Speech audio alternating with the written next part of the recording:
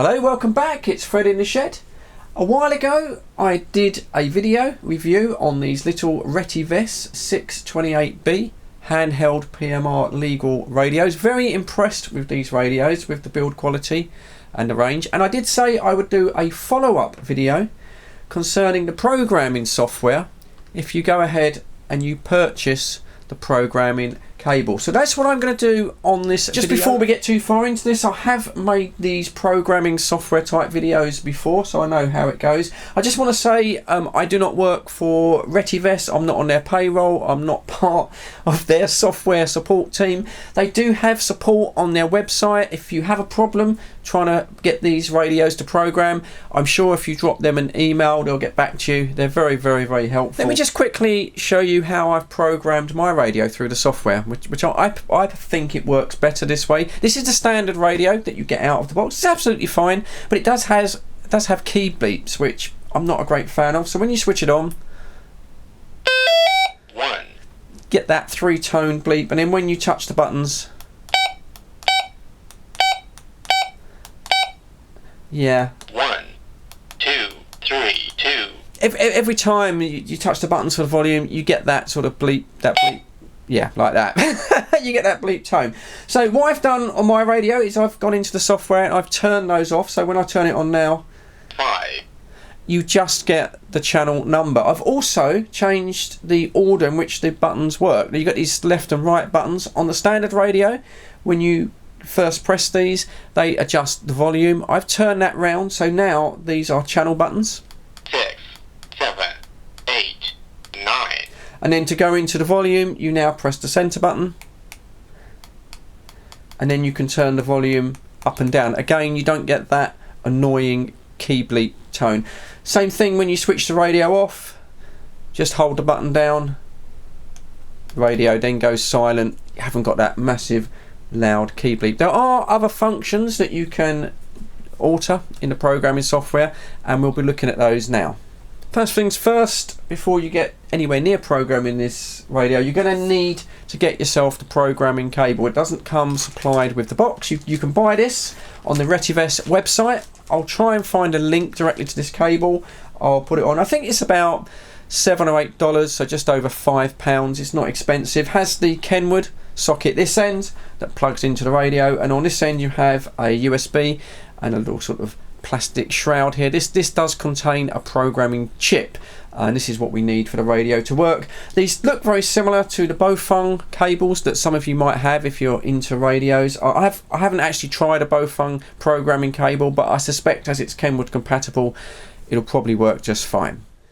The software itself, I know a lot of you that'll be watching my channel, you've owned these radios before, Bofungs, things like that, and you'll have no trouble installing the software, getting it all working. So what I'll do for you guys is up in the corner of the screen, I'll put a little timeline there. You just might want to jump forward and miss all of the installation instructions, and then that will show you exactly what the software can do, and you can decide whether you want to go ahead and buy the cable and get it installed. But for the rest of you, if you're new to installing this kind of software, I'll be honest with you, it can be a little bit tricky. It always is, these programming softwares. But if you're new to the game and you want step-by-step instructions, I'm quite happy to show you. So stick with the video and I'll take you through at a very slow, comfortable pace. To get started, go to the Retevis homepage, click on Products, and then look on the right hand side, you will see PMR Radios. Give that a click.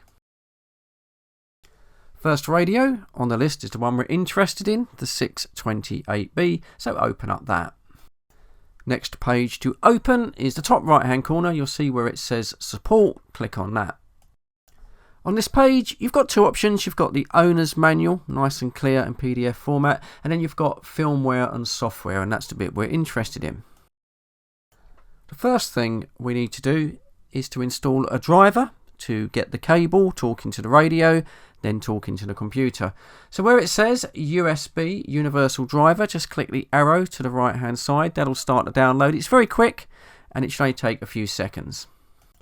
Look into the bottom left of your screen. You'll see the driver there on your taskbar, and just open that up. Now you will see two files in the folder. The first one is the application, so go ahead, double click that to install it. And below that is a README file. If you want further instructions on how to install, just give that a read. You'll get a message pop up telling you it's a compressed file. Go ahead and click Run. Once the installation wizard launches, just click Next. A few seconds later, you get the final screen, so you can go ahead and click Finish, and that's it. Congratulations, the USB driver is now installed. So we now need to go back to the Retevis support page, and we can download and install the program itself. Same process as last time. From the web page here, click the little arrow to download, go to the bottom left of your taskbar, open, run. That will give you a folder which says the software here. Open that folder. You've got two files in here. The text document, I wouldn't worry about that. There's nothing in it. Double click on the application and then follow the wizard as before, and this will install the software. The chances are Windows is going to have a bit of a fit because it won't recognise the software. You get this with a lot of these Chinese generic programs. Just click More Info if you get this error message, and then you can choose to run the software anyway. Once you get past this, then the software should install with no problems. Now what should happen when it finishes, there should be a little desktop icon, a little yellow radio appear on your desktop with RB628B in it.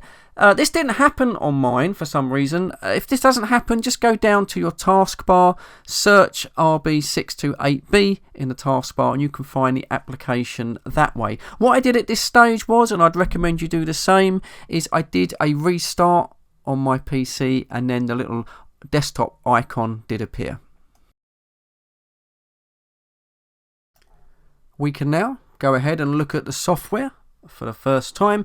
The next stage is to connect the radio and get it talking to the computer. Take your 628 radio, turn it on. 2. Get the Kenwood cable. Make sure only go in one way, you haven't got to worry about it. And plug it in, push it firmly into the side of the radio till it clicks. Take the USB plug. It goes with the logo upright into the USB socket. Plug it in, and then hopefully you'll hear that Windows noise to tell you that Windows has detected it. There you go. Okay, that's that. The next stage is we now have to tell the software which COM port we have connected the cable to, and then it can talk to the radio. Back in the software, and the top radio buttons, you'll see a blue cog called COM. Give that a click. Now, I only had one option come up, COM3, so I clicked that. Now, I'm going to be totally honest with you here. I did have a few issues. I had some error messages come on the screen. It wasn't able to read the COM port. That could have just been my computer. The way I got round this was to simply just unplug the USB cable from the radio, plug it back in, unplug it, plug it back in. I did this about 3 times, and then finally it was success. It did read the COM port, but that just might be me. Back to those top buttons again, and this time we want to click on the little green arrow that says read, so we can read the information on the radio. I did get a password challenge notice came up. I think this is if you want to use the radios in a commercial environment and you want to protect the software. I just ignored that, clicked read, and then after a short time it came up read finished, all done. We can now look to see how the radio has been set up. On the left hand side you'll see the 16 channels and the frequencies the radio is transmitting and receiving on. I wouldn't say play around with these. I'd leave these set as they are. The antenna is tuned for 446 megahertz. It's not going to really like going beyond that. Other things here, we can see that the radio is set for narrowband. Again, we can't really change that. We've got the audio and the busy lock. I'm not going to touch that. One thing I was interested to see was you've got the TX, the transmit power, which is set on low. Now, some of these radios, you can tweak it up. Some will actually transmit up to 2 watts. And yeah, I did have a little click on that just to see if I could increase the power. But unfortunately, on this radio, it is locked. Let's now look at some of the things we might want to change. On the top of the program, you'll see where it says Edit. Click that and then choose Optional Features. In this menu, there is a whole host of things we might want to change on the radio. Let's start in the top left hand corner and the squelch function. By default, my radio was set on 4. I thought that was a little bit high. I normally set my radios on 2, depending if you're getting noise or not. You can turn this up and down. You could set it on 0 and then you'd have no squelch at all, but I wouldn't really recommend that.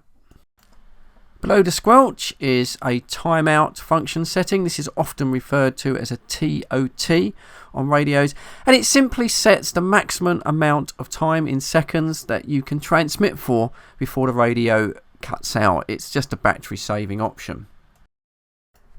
Next comes the language you'd like the radio to speak to you. I've kept mine on English, of course, and then following that is a really useful feature. This is the power on type. Now this concerns those 2 left and right buttons on the front of the radio. By default they are volume first, and then you press the center button to go to the channel select. I actually don't like that. I've reversed that on mine, so when my radio switches on I can select the up and down to the 16 channels, and then if I want to I press the middle button and go to the volume. So that's how I've set my radio up.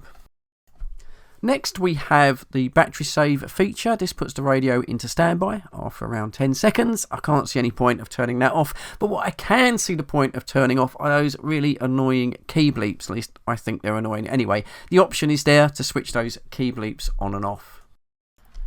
Moving on, we have a battery save mode. If you want to stretch your battery life even further, you can switch that from standard to super. Below that is the mic gain. 2 settings, standard and enhanced. I would leave this on standard. I think it's perfectly sensitive enough as it is.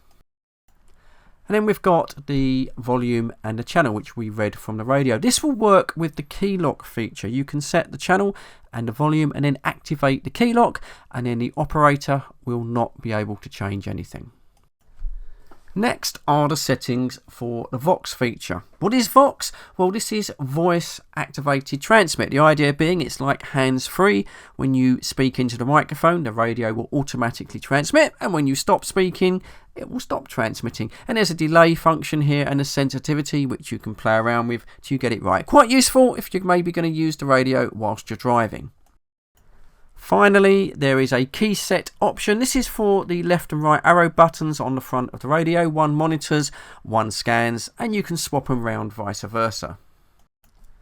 When you're finished playing with the settings, we're going to go back to those top buttons again, but this time we're going to click the green arrow which says write. Just as before, the software gave me the option to set a password, but I ignored that. Clicked the right button. There was a quick flash as a progress bar went across the screen, and the information was successfully written to the radio, and now the radio was set up to my liking. And yeah, that's it. It's all done. There is one final thing. You do have the option to save the program details. I'd recommend you do that. So if at any point you want to reprogram the radio again, then it saves you going through all of the options. And there we go. That is the end of the tutorial. The best thing is that once you've gone through that and you've programmed your radio, you only really have to do it once, and if you save it on the system there, it's dead easy to do anyway a second time. I hope that wasn't too long-winded. I do appreciate a lot of people are more knowledgeable than me. You'll whiz through it, but also on the flip side, there'll be other people wanting to buy these radios to use around the home. They might not be so computer literate, and that's why I took it slow at a steady pace, and I hope it was helpful. So there you go. That's it from Fred in the Shed. There's the old thumbs up. Please give the video the thumbs up if it was helpful. Maybe consider a sub. I will be doing more of these PMR radios in the future. But as for now, as always, please stay safe, and I'll catch you all on the next one. Cheers.